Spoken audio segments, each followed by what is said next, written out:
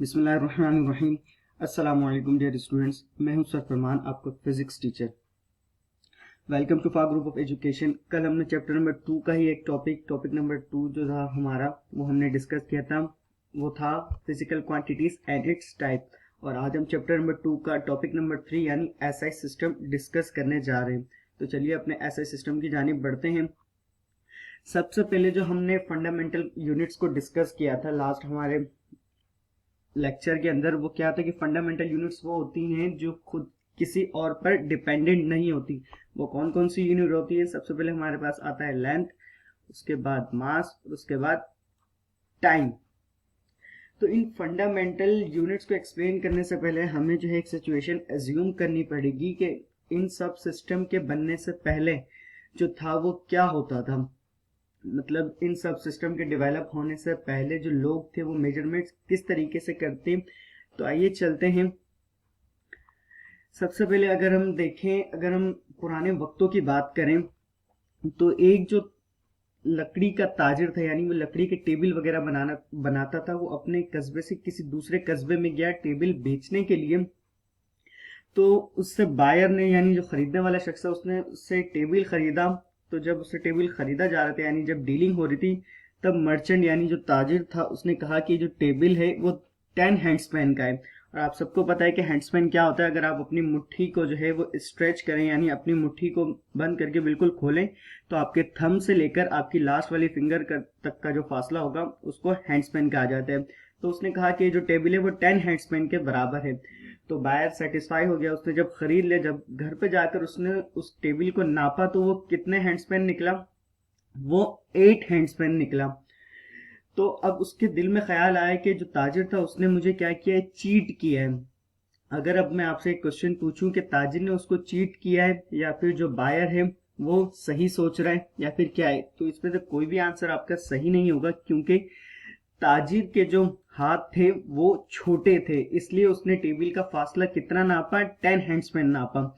और जो बायर का हाथ था वो थोड़े से उससे बड़े थे, तब इसीलिए जब उसने टेबल को नापा तब वो कितने हैंडस्पैन निकला? 8 हैंडस्पैन निकला। तो इन्हीं सब चीजों को, इन्हीं सब प्रॉब्लम्स को जो है सॉल्व करने के लिए बहुत सी कॉन्फ्रेंसेस हुई। वो कॉन्फ्रेंसेस कब हुई? हमारे पास जो है वो फर्स्ट कॉन्फ्रेंस 1889 में हुई थी। उसके बाद जब उस कॉन्फ्रेंसेस में बहुत सारे डिस्प्यूट हुए, यानी बहुत सारे डिस्प्यूट हुए इन कॉन्फ्रेंसेस में, जिसके बाद जो है तकरीबन 1960 के अंदर आफ्टर वर्ल्ड वॉर इन 1960 एक कॉन्फ्रेंस, उसी के करीब जो है कॉन्फ्रेंस हेल्ड हुई, जिसमें ये पाया गया कि हमारी जो बेसिक फंडामेंटल क्वांटिटीज हैं उसको हम जो है वो पूरे वर्ल्ड में as a system of measurement rise कर दें। पूरे वर्ल्ड में जो हमारी बेसिक फंडामेंटल क्वांटिटीज है उनको हम पूरे वर्ल्ड में यूज करें। वो कौन सी फंडामेंटल क्वांटिटीज थी, आइए हम उनको डिस्कस करते हैं। सबसे पहले जो हमारे पास 7 बेसिक फंडामेंटल क्वांटिटीज हैं, वो सबसे पहले जो है हमारे पास है लेंथ, जो किसमें हमेशा नापी जाएगी? मीटर में, with the symbol of M. ठीक है जी। सेकंड नंबर पर है हमारे पास मास, किलोग्राम में नापी जाएगी with the symbol of KG. Third number पर है हमारे पास टाइम, जो हमेशा किसमें मेजर किया जाएगा? सेकंड में, with the symbol of S. ठीक है जी। तो ये जो थी वो 3 मेन फंडामेंटल क्वांटिटीज थी जो अपने अलावा किसी और पर डिपेंडेंट नहीं होती। इसी तरीके से जो है हमारे पास चौथे नंबर पर टेम्परेचर, केल्विन में उसको नापा जाएगा विद द सिंबल ऑफ के। ल्यूमिनस इंटेंसिटी आ गई हमारे पास, जिसका यूनिट क्या होता है? सैंडेलम, और with the symbol of CD. उसके बाद छठे नंबर पर हमारे पास इलेक्ट्रिक करंट, जिसको हमेशा किसमें नापा जाता है? एम्पेयर में, और आज तक एम्पेयर में ही नापा जाता है इलेक्ट्रिक करंट को। इन तमाम चीजों को आज तक जो जो यहाँ पे मेंशन है उसको आज तक इसी चीजों में नापा जाता है। तो एम्पेयर का जो सिंबल होता है वो क्या होता है? Capital A. लास्ट में है हमारे पास अमाउंट ऑफ सब्सटेंस, जिसका जो यूनिट होता है वो होता है MOLE, और इसका सिंबल भी MOL होता है। ठीक है। तो ये जो मेन 3 फंडामेंटल क्वांटिटीज थी, इसको उस कॉन्फ्रेंस में ये तय हुआ था कि इन तीनों क्वांटिटीज को पूरे वर्ल्ड में as a system of measurement rise किया जाएगा, जिसको उन्होंने नाम दिया था स्टैंडर्ड इंटरनेशनल सिस्टम का। ठीक है। तो अब हम ये जानते हैं कि लेंथ क्या होता है, मास क्या होता है और टाइम क्या होता है। ठीक है जी, सबसे पहले ऐसे सिस्टम के अंदर जो लेंथ था उसको इस तरीके से डिफाइन किया गया, length is measure in metre, के लेंथ को जो है वो हमेशा किस में नापा जाएगा, मीटर के अंदर नापा जाएगा। और अब मीटर को कैसे डिफाइन करेंगे हम, देखिए जी, a metre is the distance between two marks drawn on a platinum iridium an alloy with 90% जो होगा उसके अंदर प्लेटिनम होगा और 10% क्या होगा, इरिडियम होगा।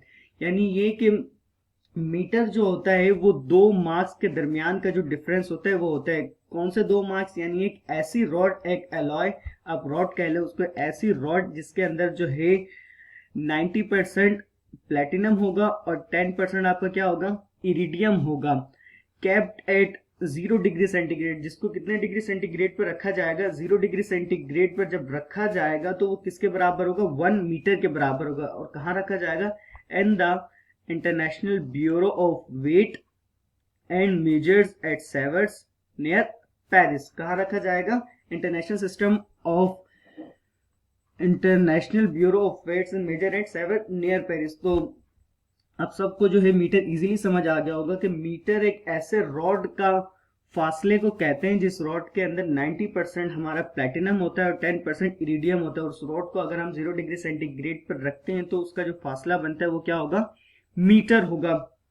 आगे चलते हैं, अब मैं आपको ये बताता चलूं कि प्लेटिनम इरिडियम की रॉड किस तरीके से होती है। जी हाँ, ये जो आप सामने अपनी स्क्रीन पर देख रहे हैं यही कहलाती है प्लेटिनम इरिडियम की रॉड। तो इसके एक पॉइंट से लेकर इसका जो लास्ट वाला पॉइंट तकरीबन यहाँ पे बनेगा, इसका जो ये पूरा फासला है ये क्या कहलाएगा, 1 मीटर। ठीक है जी, क्या कहलाएगा, 1 मीटर। तो आपको अच्छे से समझ आ गया होगा मीटर क्या होता है। आगे बढ़ते हैं कि जो है हम मीटर को इस तरीके से भी डिफाइन कर सकते हैं कि the distance which the light travels in 1/299,79245 of a second in air or vacuum is called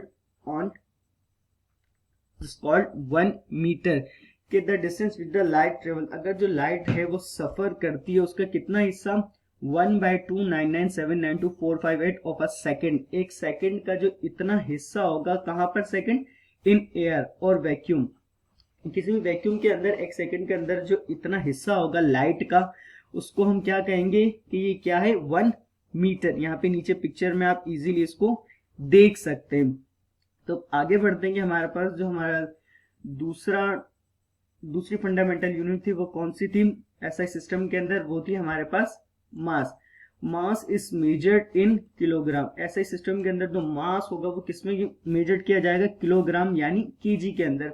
अब किलोग्राम क्या होता है, it is the mass of cylindrical piece of platinum iridium alloy kept in international bureau of weights and measured Sevres near Paris. जी बिल्कुल, platinum iridium की rod आपको मैंने पीछे दिखाई थी कि कैसी होती है, कि प्लेटिनम इरिडियम की जो रॉड थी जिसमें 90% हमारे पास क्या था, प्लेटिनम था और 10% उसके अंदर क्या था, इरिडियम था। इन दोनों को मिला के वो रॉड बनाई गई थी। उस रॉड का जो वजन होगा यानी मास उस रॉड का जो होगा उसको हम किसका नाम दिया था हमने, किलोग्राम का। ठीक है कि अगर उसका प्लेटिनम इरिडियम रॉड का मास जो है फॉर एग्जांपल अगर 10 किलोग्राम बनता है तो किलोग्राम को हम इसी तरीके से डिफाइन करेंगे कि उसका जितना मास होगा वो हमारे पास क्या होगा, 1 kg होगा। ठीक है जी, आगे बढ़ते हैं कि ऐसे सिस्टम के अंदर जो हमारा तीसरा था कि टाइम को किस में मेजर किया जाएगा, इन ऐसे system the unit of time is second. ऐसा यूनिट के ऐसे सिस्टम के अंदर जो हमारा टाइम का यूनिट होगा वो क्या होगा, सेकंड होगा। अब सेकंड को किस तरीके से हम डिफाइन करते हैं, वो इस तरीके से, a second is defined as, ये हमारे पास वैल्यू लिखी हुई है 1/86400 के 86,400 part of the time which is taken by the earth to complete one rotation on its own axis। कि अगर जो अर्थ है वो अपने एक्सिस यानी अपने महवर के अंदर जितने जितने वक्त में अपना वन रोटेशन यानी एक दायरा अपना कंप्लीट करती है, उसका कितना हिस्सा, 1/86,400 पार्ट ऑफ द टाइम, कि अर्थ जो है जितने वक्त में अपना एक रोटेशन अपने एक्सिस के दरमियान मूव करती है, उसका ये जो हमारे पास वैल्यू लिखी हुई 1/86,400 पार्ट, यानी उस पूरे वक्त का इतना हिस्सा जो होगा वो हमारा क्या कहलाएगा, 1 सेकंड कहलाएगा। ठीक है जी। यानी अर्थ जो है, मैं दोबारा रिपीट कर दूं कि अर्थ जो है वो जितने भी वक्त में अपना एक्सिस के अंदर अपना रोटेशन एक कंप्लीट करती है, उसका जो इतना हिस्सा होगा 1/86,400, वो क्या कहलाएगा, 1 सेकंड। ठीक है जी। तो ये जो थी वो 3 मेन फंडामेंटल क्वांटिटीज थी जो हमारे एसआई सिस्टम के अंदर 3 मेन मानी जाती है, और आज जो है ये वो पूरी दुनिया में राइज है कि जो हमारे पास लेंथ है वो भी मीटर में मीटर में जो है उसको मेजर किया जाता है। सेकंड नंबर पे जो है हमारी मास है, उसको अभी तक जो है केजी में ही यूज किया जाता है, और अभी तक जो है वो टाइम को भी किस में मेजर किया जाता है, सेकंड के अंदर ही यूज किया जाता है। तो ये थी हमारी 3 मेन फंडामेंटल क्वांटिटीज, और आज जो है हमने एसआई सिस्टम को ब्रीफली एक्सप्लेन किया। तो इंशाल्लाह नेक्स्ट टॉपिक में हाजिर होंगे आपके लिए चैप्टर नंबर 2 से ही नेक्स्ट टॉपिक लेकर। तो तब तक के लिए अपना और अपने बड़ों का ख्याल रखें। अल्लाह हाफिज।